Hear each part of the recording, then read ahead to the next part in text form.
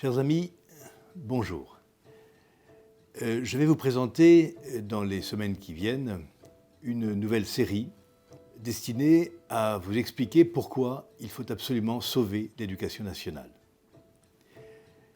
Je vous expliquerai la nature du danger qu'elle court et évidemment, je vous proposerai des solutions que le Rassemblement national autour de Marine Le Pen a imaginées pour sauver cette grande institution.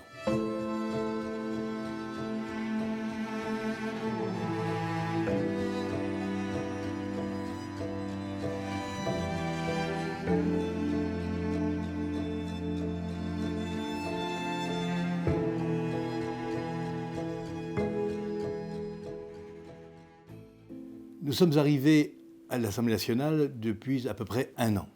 Un an s'est écoulé déjà. Et durant cette année, le groupe Rassemblement national s'est emparé de la question éducative.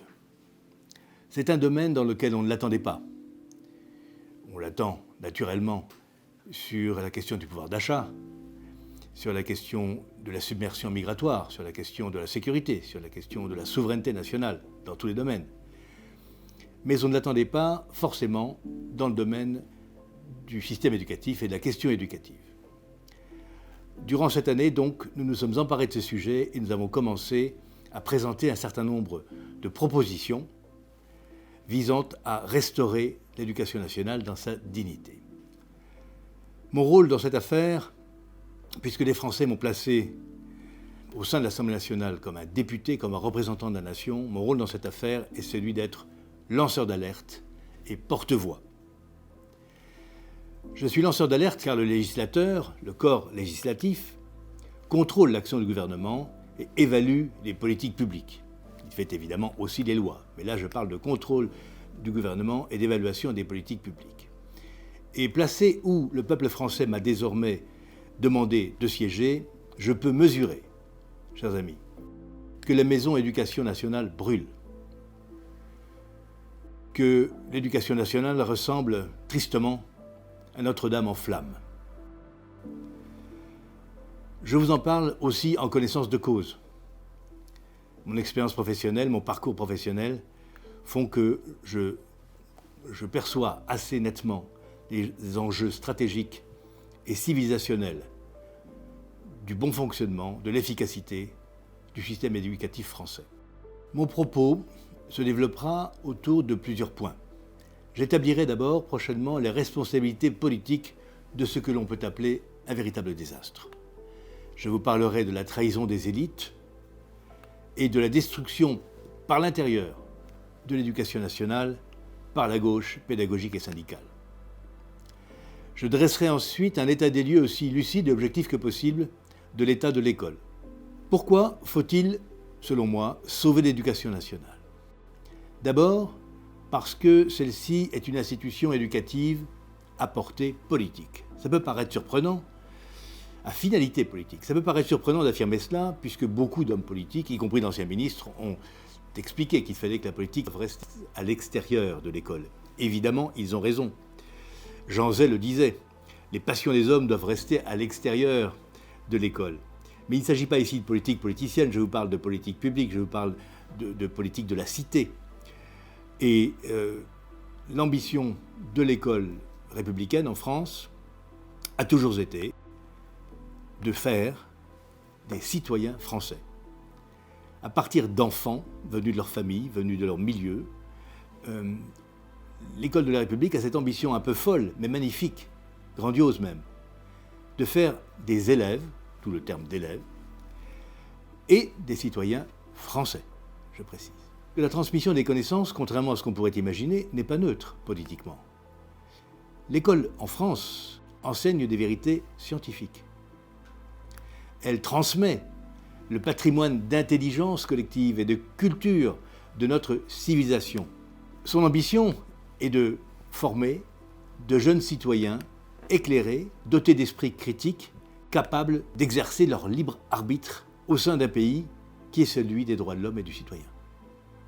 Tel était le projet initial de Jules Ferry, et nous considérons que le projet initial de Jules Ferry n'a rien perdu de son actualité et que cette ambition doit être sauvegardée et développée. Deuxièmement, après la transmission des connaissances, la transmission des valeurs. Il est écrit dans le Code de l'éducation, vous pouvez le consulter, que la transmission des valeurs est la mission prioritaire et centrale de l'éducation nationale. De quoi s'agit-il ? Transmettre les valeurs, c'est transmettre les principes fondateurs de la République. Liberté, égalité, fraternité. On pourrait ajouter laïcité aussi. Bien entendu, neutralité du service public, toutes ces valeurs qui font que nous sommes une société qui respecte à la fois les droits individuels et la volonté générale. Nous considérons que la communauté nationale est au-dessus des communautés particulières et des communautarismes qui commencent à se multiplier. Nous ne voulons pas d'un archipel français. Nous pensons que l'union, l'unité et l'indivisibilité de la République sont des valeurs et des principes qui doivent être sauvegardés et transmis par l'école.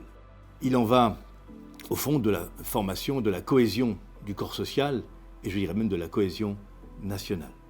Troisièmement, il faut sauver l'éducation nationale parce qu'elle est également, et depuis les origines, depuis Condorcet, regardée comme un instrument de la promotion sociale. Le travail scolaire, l'ambition scolaire, l'effort scolaire, le mérite scolaire sont les moyens pour n'importe quel élève de parvenir aux plus hauts emplois de l'État ou de la société. Il n'y a plus de transmission, il ne doit plus y avoir de transmission par le sang, ni même par le statut social. Il doit y avoir mobilité sociale par l'élitisme républicain, par le travail scolaire. Quel que soit son milieu d'origine, un élève peut accéder, doit pouvoir accéder aux plus hauts emplois, et aux plus hautes fonctions et aux plus grandes dignités. L'éducation nationale a cette ambition, elle a cette mission et cet idéal. Elle est la dernière institution de la République à recevoir tous les enfants de France. Ce qui fait que, d'une certaine manière, l'éducation chez nous est une affaire d'État, contrairement, par exemple, à certains de nos voisins pour lesquels c'est une affaire municipale, locale ou privée même. Or, vous le savez tous, chers amis, l'État est le ciment de la nation française. Sans État, la nation s'écroule. Sans les institutions, nous serions atomisés, archipélisés, balkanisés, libanisés. Donc, il est indispensable de sauver la dernière institution d'État qui s'adresse à tous les Français. Je considère donc que cette mission, que s'est assigné le groupe Rassemblement National à l'Assemblée nationale, est un acte politique de nature souverainiste, ainsi qu'un devoir moral et politique. Notre liberté de demain, notre puissance, notre rayonnement international, notre cohésion sociale à l'intérieur dépendent véritablement de l'efficacité de l'école de la République et de l'éducation nationale. Dans les semaines qui viennent, je vous développerai les points que j'ai évoqués plus haut et d'ici là, je vous dis au revoir, à bientôt.